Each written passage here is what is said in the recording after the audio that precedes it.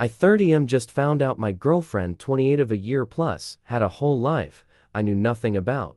Right as I was ring shopping. Plus update. I have been dating the most amazing woman for the past year and a half. I have been in puppy love before. The kind where they're all you can think about, and you smile when you think of them, and we have that too. But she has also brought to me the joy of being together, but not together, that magnificent way you can just be, and be alone in the same room, her reading a book, me doing a project, and really knowing someone, knowing how her mouth crinkles when she thinks, the way the rain makes her feel, all the stories of her childhood, all the little stuff that makes her a person. At least I thought I did.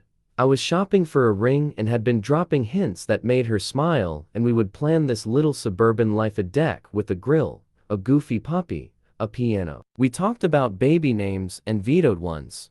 We have the joke names, Trevor and Trevina. We pick out paint colors and flooring at Lowe's and giggle like idiots. I was 100% confident.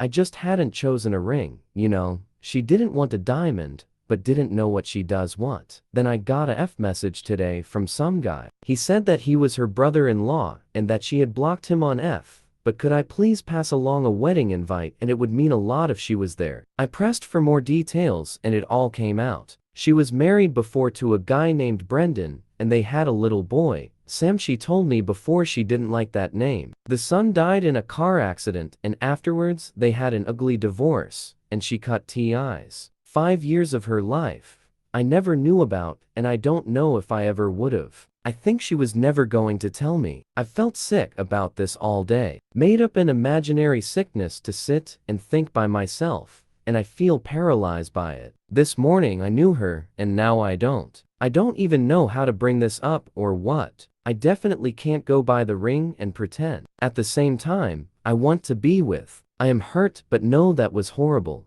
that she went through something unimaginable, but I don't know what that means for us. Am I just a distraction? Is this something she does? Update. I spoke to her the day after. She told me she had wanted to tell me for a while, but didn't know where to start, that she thought about Sam every day, but at the same time didn't know how to begin. She pulled out a shoebox from her closet, and she showed me the pictures. Pictures of her wedding, this propped up little thing at the courthouse, her in a short white dress with a slight stomach, her husband, this cocky smiled kid with this shaggy blonde hair, then the baby, Sam. Pictures from a red-faced baby to this little 4-year-old person. Birthdays and Christmases, and pictures of the three of them, a family. She talked about Brendan, how they came from these radically different backgrounds, and she barely knew him as a person before he was a father and husband. They'd only been dating 3 months when she got pregnant. They were 20. Then she talked about Sam, her baby. She kept saying he was the best thing that ever happened to me. Hearing that broke my heart. She talked about how his hair licked in 3 different spots,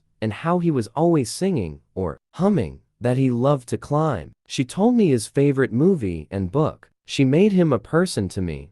Then she told me how they lost him. Some kid ran a red light, and then he was gone. She barely remembers the funeral because she was so heavily medicated. But the worst part was after going home and him not being there, how she'd walk past his room and expect to hear him playing, waking up and forgetting for a minute he was gone. Their marriage had never been good, and they turned on each other. He blamed her because she had fastened the booster seat on that side of the car. She blamed him because he had been driving. They were divorced within a year after the accident. Brendan had a new child within 2.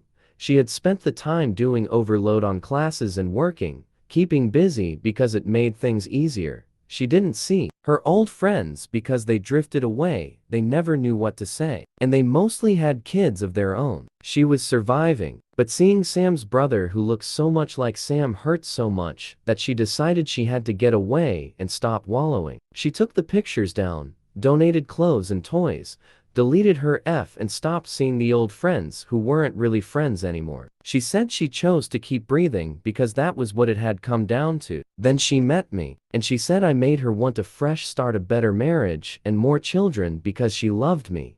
We talked for hours. She cried and I cried for her. I still love her, maybe more now, because I feel like she opened up to me so much. It's hard to imagine her married, with a son, toys on the floor, and pictures on the fridge. It's hard because in a lot of ways it's the life I've been imagining with her. I still plan on marrying this woman. She's the love of my life.